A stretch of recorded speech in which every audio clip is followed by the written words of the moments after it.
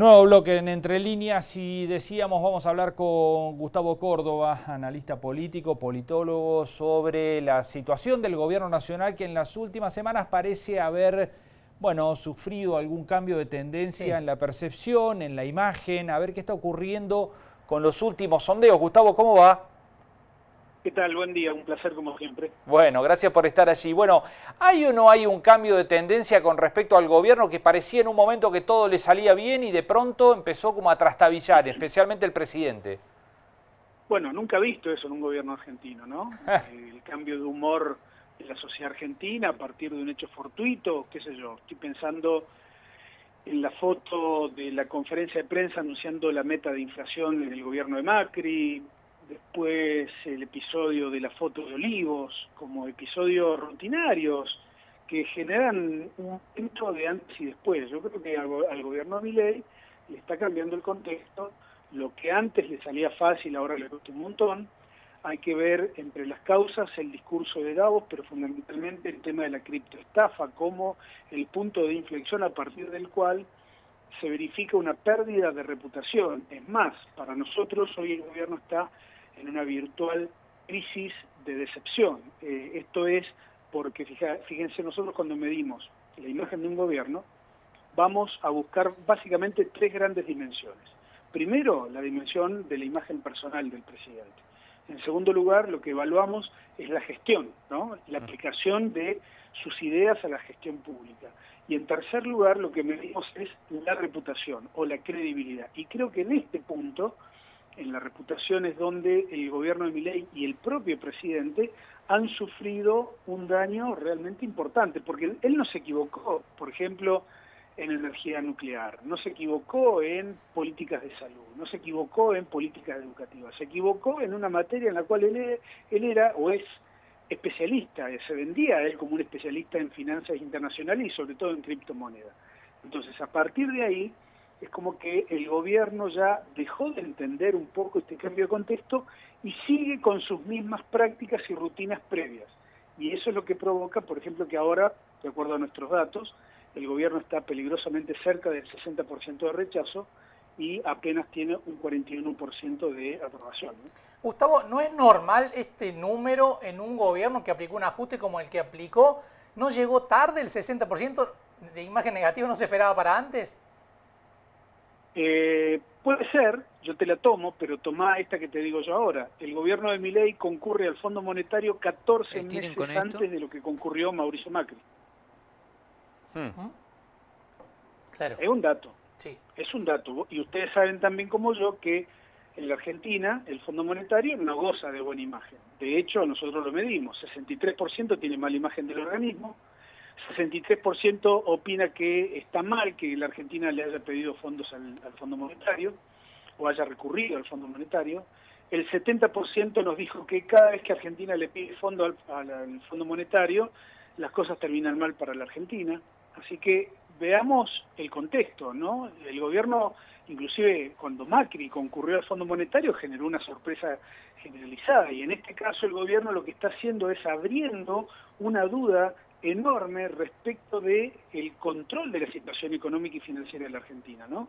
Porque ninguno de nosotros, más allá de alguna versión periodística, tiene una idea de lo que significa, de qué consta el acuerdo con el fondo, ni de cuánta plata mandan. Ahora, déjenme también decirles una cosa. Tanto de la Rúa como Macri recibieron asistencia financiera multimillonaria, ¿no? A Macri le dieron 45.000 millones y a de la Rúa le dieron 20.000 millones de dólares. Y ¿qué no te puede dar el Fondo Monetario? Destreza política para manejar el contexto. Y creo que ahí es donde está el gran problema del gobierno, porque octubre queda muy lejos y los dilemas que tiene el gobierno son de política, de gestión política y de cortísimo plazo, ¿no? Gustavo, todos los gobiernos, pero este en particular difunde el acuerdo con el fondo como una gran noticia para la Argentina y que le va a permitir despegar y demás.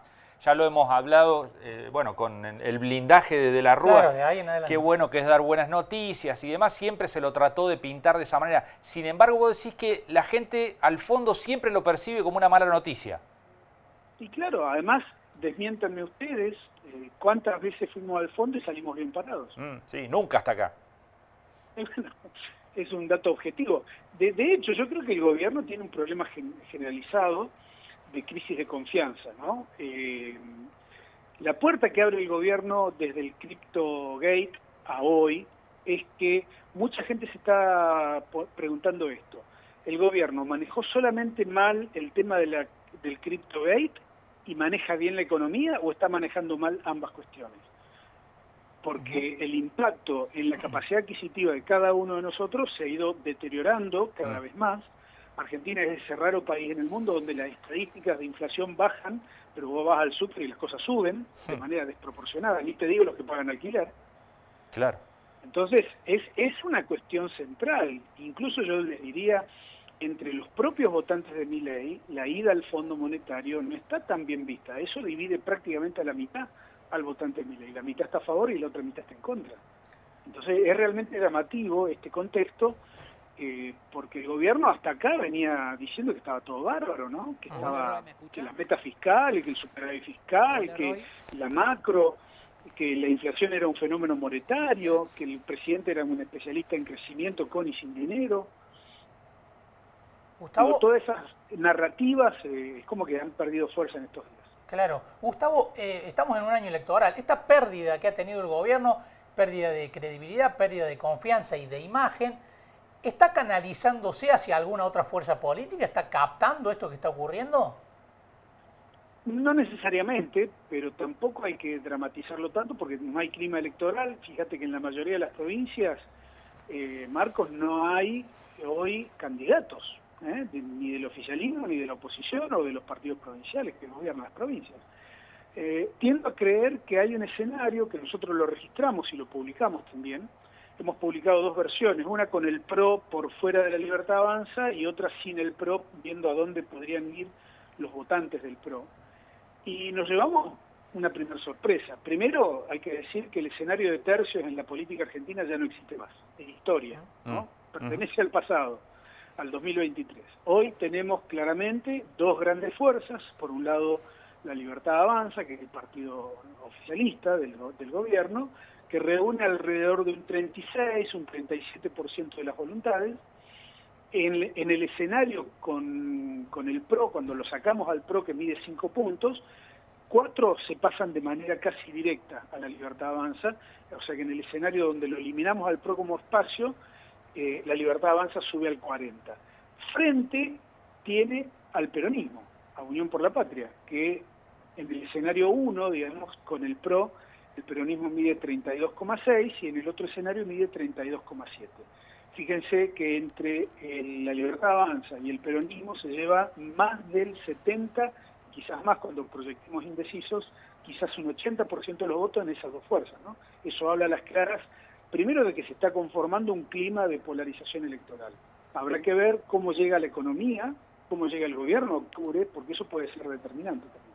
Claro, claro. ¿Y cómo estás viendo la provincia, Gustavo, frente a ese escenario? ¿El gobierno, la oposición en la provincia?